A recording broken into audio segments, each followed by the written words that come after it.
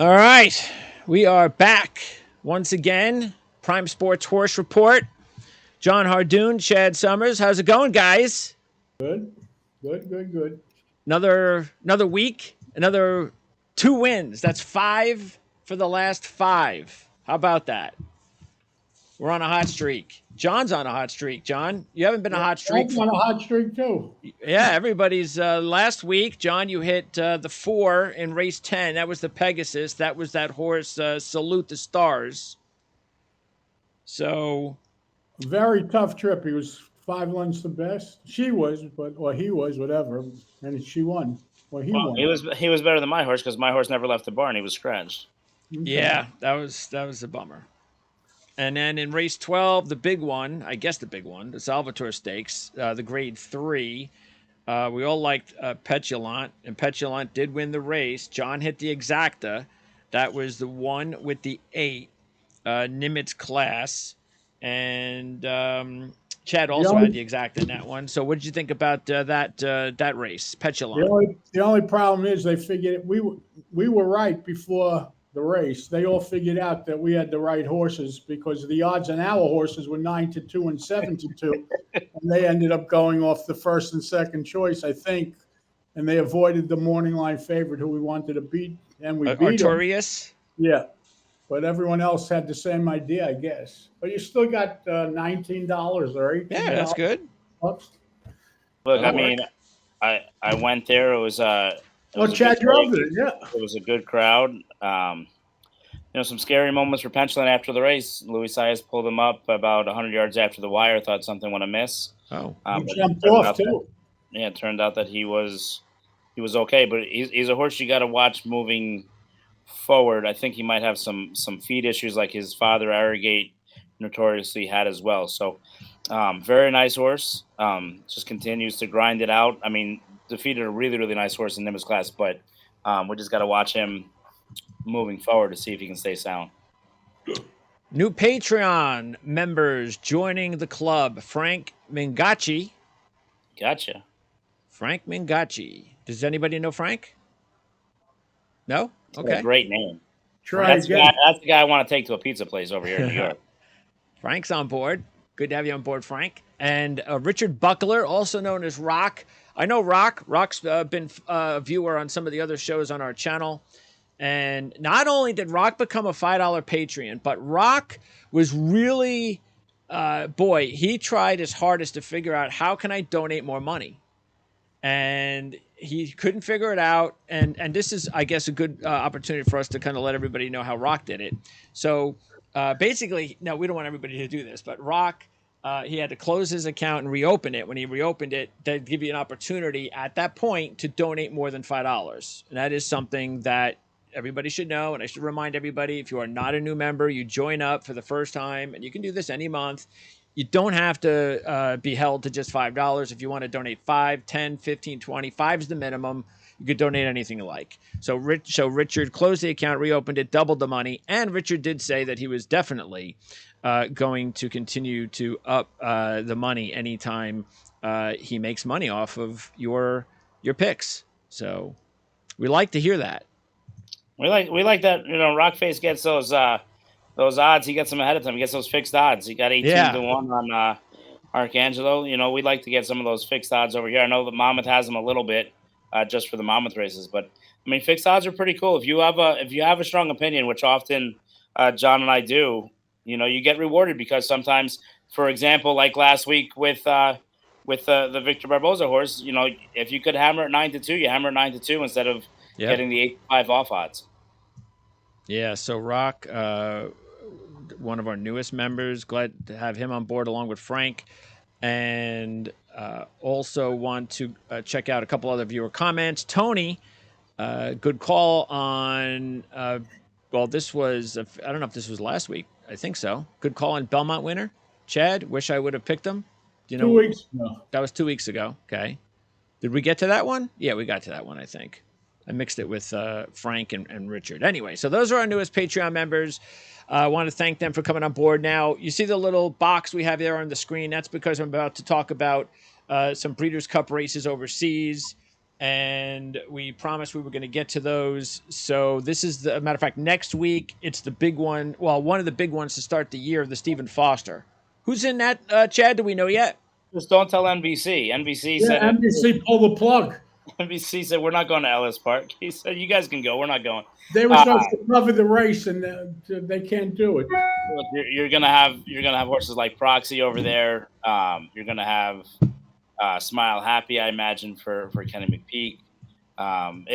It'll be a hodgepodge of some of the older handicap horses. Maybe we might see a horse like Art Collector in there, possibly. I'm not sure where he's aiming for and pointing for right now, but it should be a good field. And it's it was night racing in Churchill. I don't know if they have the lights at Ellis. It'll be interesting to see when those races are actually next week. They don't have lights at Ellis. I don't think so. I don't think so. Yeah. So it'll be daytime racing, which may be another reason why ESPN pulled out. But NBC pulled out, not NBC. Yeah, NBC pulled out. So do you think they pulled out because it was not at Churchill?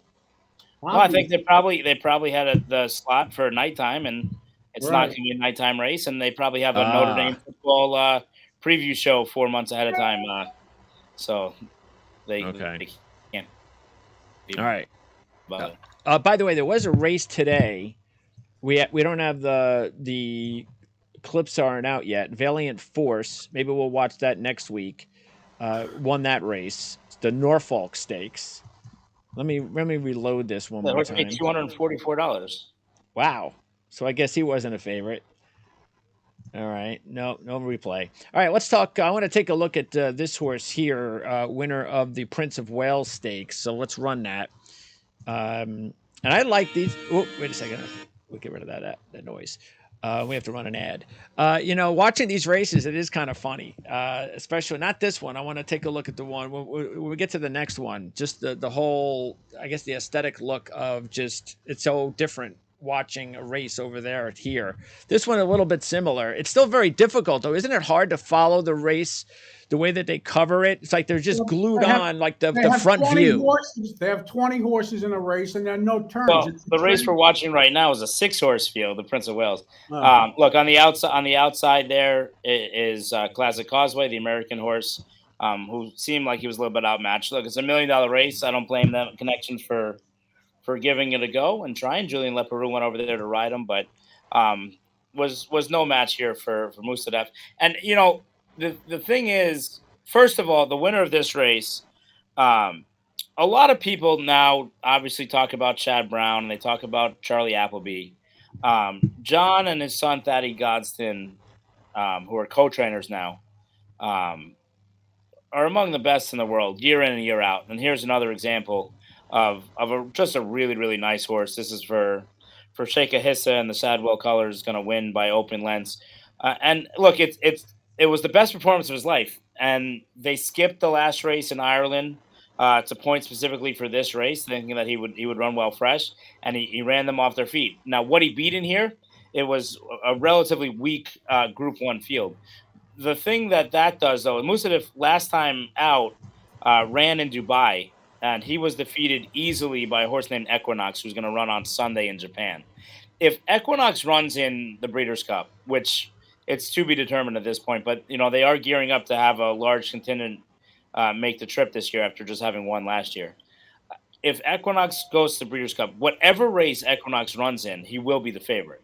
Equinox is the best horse in the world, and he toyed with Musadef last time in Dubai. So flatters the form of Equinox, and look forward on Sunday. Anybody that wants to wake up about 3 o'clock in the morning Eastern time, Rockface might be up. It might be more like 9 o'clock in England, but Equinox, without a doubt, best horse in the world, and just the form is flattered there with the results of the Prince of Wales Stakes. He is as advertised. Equinox. Okay. I saw him in person. Old? He gives goosebumps.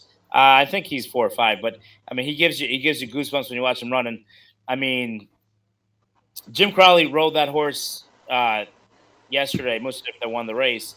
And when I interviewed him after the Equinox race, he said it was a waste of time running against Equinox. And you don't hear that line very often from a top jock who rides in the best race in the world. But, I mean, just a lot of respect for Equinox. And, I mean, if you want to see a treat, Sunday, he'll be odds on. You can't really bet the race. But Equinox is the best horse in the world right And now. we're never going to be able to see this horse here in the States. Equinox, he might come for the Breeders' Cup. He Did he might ever come. lose? Is he undefeated? I think he's lost at some point, but he's a freak of nature. That'd be awesome. That'd be great. Hopefully he comes over. All right, King Stan Stakes, Bradzel. So let's take a look at Bradzel. And this is part of what I was talking about, this whole, like, where is it? Look at this. Now, why are they doing that? What is this about? Right away. Yeah, what is that? Why isn't anybody like It's in the no middle? turn. It just goes straight. It's a mad dash. So I mean, the thing is in England especially, they should do it in America, but we don't do it as much. The jockeys walk the course ahead of time, and Ascot is kind of a wonky course where, depending how much moisture is in the track, on this day, this was the first day, I believe, right? Yeah, this was the first day on the Monday. The track had a little give to it, a little bit of soft ground. So the jocks are trying to find the best path that has the best give in the ground that the horse is going to get over. And you see Holly Doyle, who's one of the best riders in the world, get over there. And there was a little bit of an inquiry, but she was clear. It's just finding the right path for your horse. And she was able to do it, pull the upset there for Archie Watson, a barn that she's been riding first call for a couple of years. And look, she was involved in a scary spill earlier in the year. So good to see her back. Good to see her winning ways in Royal Ascot. And the one thing for sure, and take nothing away from riders that we've seen over here, the Julie Crones and the Rosie Napravnik, when all said and done, Holly Doyle will be the best female jockey of all time. Oh. She might already be there now, and she's probably about 23, 24 years old. She is a fantastic rider. And I mean, the world is her oyster. She just continues to get better and better. And it doesn't matter what odds these horses are. She's a must use anytime you see her competing in any of these kind of races. She is really just a tremendous jockey. Her and her She's husband, from England? her and her husband, Tom Marquant, who is just as young as she is. They will dominate that scene for the next 20 years. Really, I mean, names that you have to know, but Holly deserves all the accolades that she gets. All right, and then we get another one of these crazy just sprint and Look, go. this is the Queen Anne Stakes. This was the first race to kick off the card, actually, at Royal Ascot. Nothing to kick off a card with a $745,000 stake race. Modern Games, your big favorite there in the all blue colors, blue cap of Godolphin, was the heavy favorite. Of course, he won our Breeders' Cup 2 years in a row. He won the Breeders' Cup when he was a non-entrant, when he won the juvenile with all the controversy, and then won the Breeders' Cup mile last year. Look, he's going to run a disappointing fourth here, but again, the way the track was, he looked like he never really got a hold of the track. The shocker in this race, not only is the horse in the yellow going to hold off and pull a huge upset. I think he paid like $76 for a $2 mutual. Triple time. But on the rail side, that's Frankie Dettori on Intercontinental. Frankie Dettori's on the filly, who's really, really nice filly. And when he makes the lead, you got to think that the race is over. Yes. And he, was able to come back and they were able to pull off the upset there in the yellow. But again, this is talking about the track a little bit. It seemed like you didn't really want to be rail side or stand side. You look like you want to be a little bit forward placed on the Monday. I would say if the two of them were to hook up again, I would take Frankie Dettori's horse. And moving forward, if all four of the top four finishers were go to the Breeders' Cup, which I don't know that they will, I'll still take Modern Games because I think he's just suited to that American-style racetrack with a real hard, fast turf course, especially that we'll see at Santa Anita this year. So take nothing away from the defeat for Modern Games. He's still your favorite in that division moving forward despite the loss. Before we get going, since I was asking the questions regarding this track, good time to ask you. A couple of weeks ago, like 3 weeks ago, there was a race where I had a horse that was on the outside, and the rider took him all the way into the inside from the outside with the lead, and then faded real late. Somebody caught him at the wire. So my question is, when you got the lead and you're heading down the middle of the track, why does it always seem that you want to go to the rail no matter what? Why don't you just stay straight? It's really just a horse thing. Sometimes horses find comfort in the rail, and so it helps them just kind of maintain a straight line. When they're brought up and they're being broken, they're learning to be racehorses. they're taught when you want to go fast, you go to the rail. So you'll Okay. gallop normally in the middle of the track, the outside, whatever. When you're doing your fast piece of work, you go to the rail. And so mentally, horses just kind of always remember that, and Huh. there's a comfort level with them running on the rail. They have a friend there in the rail. And So that doesn't take anything extra out of them, that movement from the middle to the sure. I right. mean, look, you want everything's about efficiency, and it's so funny because Greg, you do a lot of different sport talk shows throughout the week, and the one thing that's been a constant in every other sport is the usage of all these analytics, and for whatever reason, horse racing's been the slowest to kind of turn over. Now, there's the analytics of like Jonathan with the Yeah, sheets sure. and things like that have been around for a long time, but the actual hardcore analytics of studying things like whether it be trachis, which is kind of fading away or whatever, but distance ground, distance loss, those are factors that have always made the sheets and what always gave them an edge.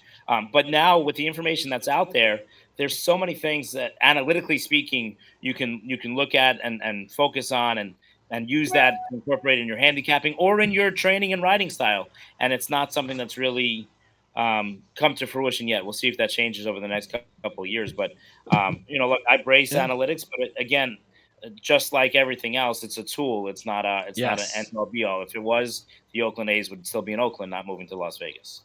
Yeah. Okay. I'll see that when I believe it.